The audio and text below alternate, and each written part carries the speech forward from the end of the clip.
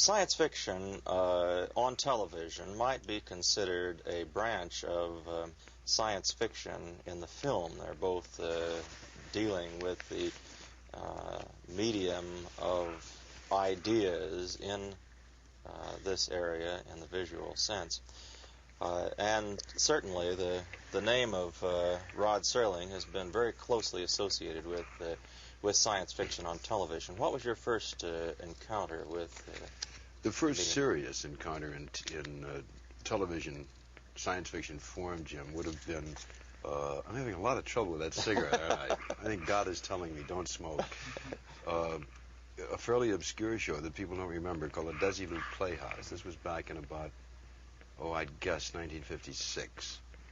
And I did a time travel piece with Bill Bendix, the name of which, strangely enough, eludes me at this given moment, though I should remember it. It was the first shot out of the Time Element it was called, and got tremendous reaction. And because of its reaction, the network, the CBS network, who I had approached over the past 3 years to try to get something in the science fiction genre on, took another second look at it. And as a result, I got Twilight turned on. But that time travel thing was the first essentially serious thing I had done. What led you to this field? Of course, see, I love science fiction, but I'm an aficionado, not a contributor. And I say this, with no stupid, dumb humility at all. I'm purely a Johnny-come-lately. I am perhaps the least scientifically knowledgeable man in the whole writing group, and I bow with great deference and respect to the real masters, Asimov and Bob Heinlein and Sturgeon and all the rest of them. And these, of course, and yourself included, because you write pure science fiction. I can adapt science fiction, I think, quite adequately, but I can't create it on an original level. What's the difference when you come to adapt something? Well, of course. What do you look for? I look for that which is shootable and that which is tellable in storyline in at least a reasonably simple form, because television, however ambitious it may be, and however vast is the realm of imagination that you can dabble in, is still a strangely limited and enclosed and closeted kind of medium. We can do marvelous interiors of spaceships, but we fall by the wayside in the area of opticals when it comes to, extraterrestrial space travel and that sort of thing. We, for example, could never begin to do 2001. Kubrick would put us out of business in 3 days of shooting. So as a result, we're sort of the poor relation of science fiction in the mass media. And you'll note that most of the science fiction that is tackled on television is bedroom and living room science fiction. Small scale. Small lab and small scale. So you look for I look for tellable stories that are physically tellable, and from a plot point of view, that which is at least pliable, manipulable. You know what I mean, yes, don't you? Yes, he writes well. It just he doesn't talk very good, The question, really, I guess I'm trying to get at is, if one has this presumably a tellable story, one which is tellable on television, one which is capable of being handled in these small-scale terms, which don't demand large visual effects, what would then distinguish something in this group? Say you have a group of stories. What do you look for that you think will get across with this particular audience, the television audience, in terms of the imaginative field that science fiction represents? Of course, I'd have to preface my response by saying that I think the networks have traditionally and almost ritualistically shortchanged the science fiction audience, both qualitatively and quantitatively. I don't think, number one, they've given the proper respect to science fiction as a legitimate area of literary attempt. So number one, I think, first of all, it's a high-level literary form. And number two, I think it's much more than a small coterie of loyal viewers who have read amazing stories and want to go on. I think it's a sizable group, particularly amongst the young, because we live in a society which is so technologically improved and which is so scientifically oriented now that indeed this is simply a reflection of what is the time around us now. But if I had a group of stories to select, I think by virtue of its mass media form, I would try to choose those stories that, though even science fiction and genre, would be tellable in terms of the most acceptable human terms that we now know. I would probably shy away from the year 2500. I would much rather deal in 1998. The hardware that I use, I think, should be identifiable. Different, of course, because it changes every year. But I would be more prone to think in terms of, I'd like to know what happens Thursday, not in the next century.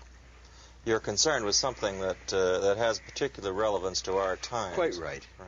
Do you find this in other kinds of non-science fiction television or non-science fiction literature, for instance, that kind of relevance?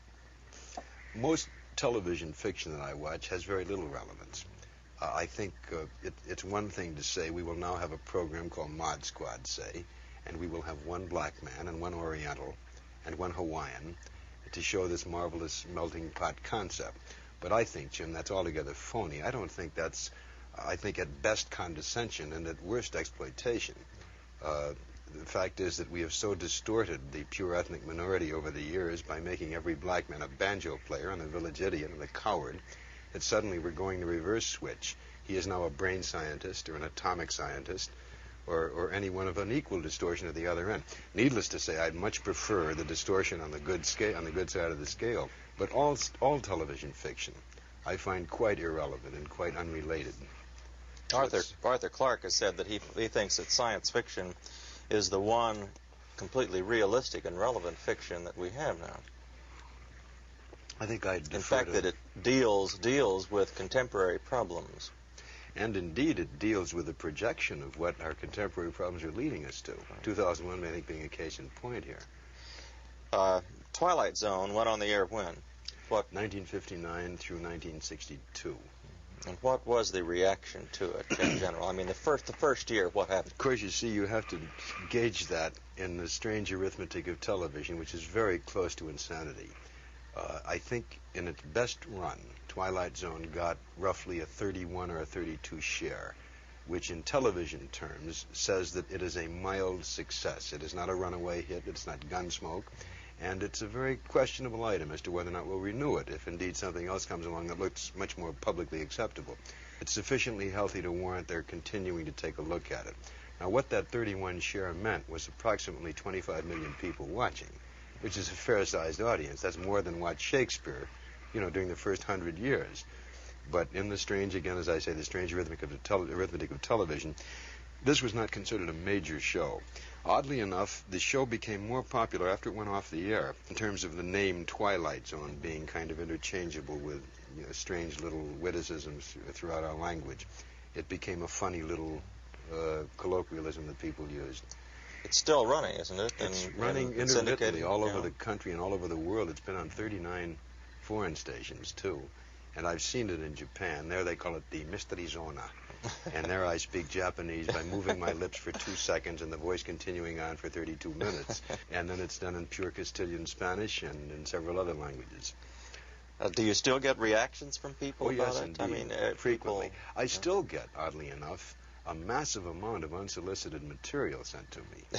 Because it seems of all the writing milieu, the whole concept of fantasy and science fiction is that which appeals to the non-writer, at least the non-professional writer, the most. When Night Gallery went on the air, Jim, I bet I've received on the average of 100 pieces of mail per week with manuscripts.